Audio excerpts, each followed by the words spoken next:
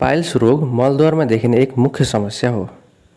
बदलिदो खानपिन र अस्वस्थ जीवनशैलीले गर्दा यो रोग दिनानुदिन बढ्दो छ। तर यदि खानपिन तथा अन्य सामान्य कुरामा ध्यान दिन सकेको खण्डमा यो रोगबाट बच्न सकिन्छ। सबैलाई नमस्ते, म डाक्टर भानुमती ढकाल, जेनरल तथा ल्याप्रोस्कोपिक सर्जन।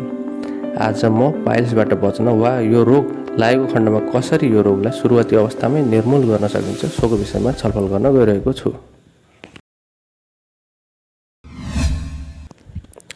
पाइल्स रोगमा खानपिनले महत्त्वपूर्ण भूमिका खेलेको हुन्छ।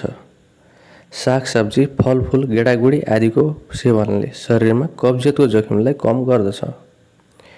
मेडिटेरियन डाइट र प्लान्ट बेस्ड डाइटले पाइल्स रोग रोक्न महत्त्वपूर्ण भूमिका खेल्दछन्। फाइबर बढी भएको खानाले दिशा नरम राख्न महत्त्वपूर्ण भूमिका खेल्दछन्। साथसाथै दिशाको बल्क मेन्टेन गर्दछन् र आन्द्राको मोबिलिटीलाई पनि रेगुलेट गर्दछन्, जसले गर्दा दिशा गर्दा बल लगाउनु पर्दैन र पाइल्सको जोखिम पनि न्यून रहन्छ। विभिन्न अध्ययनहरूले के देखाउँछन् भने फाइबरयुक्त खानाले पाइल्सको लक्षणलाई 50% कम गर्न सकिन्छ। पानी तथा झलिलो पदार्थको सेवनले कब्जियतको समस्यालाई कम गर्दछन् र साथसाथै बबल मोबिलिटी पनि मेन्टेन गर्दछन्। पानीको सेवनले पाइल्सको रोकथाम गर्ने मात्र होइन, यसका लक्षणहरू पनि केही हदसम्म कम गर्दछन्। दिनमा 2 लिटरभन्दा ज्यादा पानी पिउनु पाइल्सको बिरामीको लागि उपयुक्त मानिन्छ। मसालेदार तथा मदिराजन्य पदार्थको सेवनले पाइल्स रोगको समस्यालाई थप बढाउँदछन्। त्यसैले पाइल्सको समस्या भएका बिरामीले त्यस्ता खानपिनबाट टाढा रहनु नै उपयुक्त रहन्छ। धूमपानको सेवनले हाम्रो शरीरमा निकोटिन, कार्बन मोनोक्साइड जस्ता विषाक्त पदार्थहरूको मात्रा बढ्दछ, जसले रक्तनलीहरूमा चोट पुर्याएर पाइल्सको जोखिम बढाउँदछन्। विभिन्न अध्ययनहरूले धूम्रपान नगर्ने भन्दा धूम्रपान गर्ने व्यक्तिहरूमा पाइल्स तथा हेमोरोइड बढी हुने देखाएका छन्।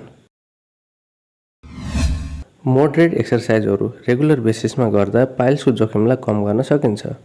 तर पेटमा बढी बल पर्ने एक्सर्साइजहरू जस्तै heavy weight lifting, horse riding जस्ता एक्सर्साइजहरूले पाइल्सको जोखिमलाई थप बढाउन पनि सक्दछन्।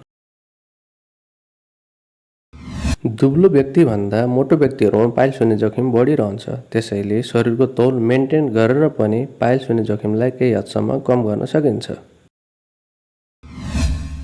रेगुलर दिशा गर्ने र दिशा गर्दा बल नगर्ने व्यक्तिमा पाइल्स हुने जोखिम कम रहन्छ। दिशा गर्दा बढी बल लगाउँदा रक्तनलीहरूमा प्रेसर बढ्न गई पाइल्स हुने जोखिम थप बढ्दछ। दिशा गर्दा मोबाइल फोन चलाउने र लामो समयसम्म बसिरहँदा पाइल्सको जोखिम थप बढ्दछ। आधुनिक टोयलेटहरू भन्दा पुरानो टोयलेटहरू जसमा स्क्वाटिङ पोजिसनमा दिशा बस्नु पर्दछ, पाइल्स रोगको जोखिमका हिसाबले ती टोयलेटहरू उपयुक्त मानिन्छन्। स्क्वाटिङ पोजिसनमा दिशा बस्दा एनोरेक्टल एङ्गल बढ्दछ र एब्डोमिनल प्रेसर घट्दछ, जसले गर्दा दिशा गर्दा धेरै बल लगाउनु पर्दैन र पाइल्सको जोखिम पनि कम रहन्छ। अन्त्यमा पाइल्स भएको बिरामीले यदि पर्याप्त मात्रामा पानी तथा झलिलो पदार्थको सेवन गर्यो, फाइबरयुक्त खानाको सेवन गर्यो, रेगुलर एक्सर्साइजहरू गर्यो, कुलतबाट टाढा रह्यो, उचित आहार व्यवहारमा ध्यान दियो र आफ्नो टोयलेट बिहेभियरमा चेन्ज गर्यो भने उसले पाइल्सको समस्या धेरै हदसम्म कम गर्न सक्दछ। मैले यो कुरा भन्दै गर्दा के कुरा थप्न चाहन्छु भने हाई ग्रेडको पाइल्सहरू खानपिनले, आहार व्यवहारले मात्र ठिक नहुन सक्छ। त्यसको लागि सर्जनलाई भेटेर उचित राय लिनु अनुरोध गर्दछु। आजको लागि हस्त धन्यवाद।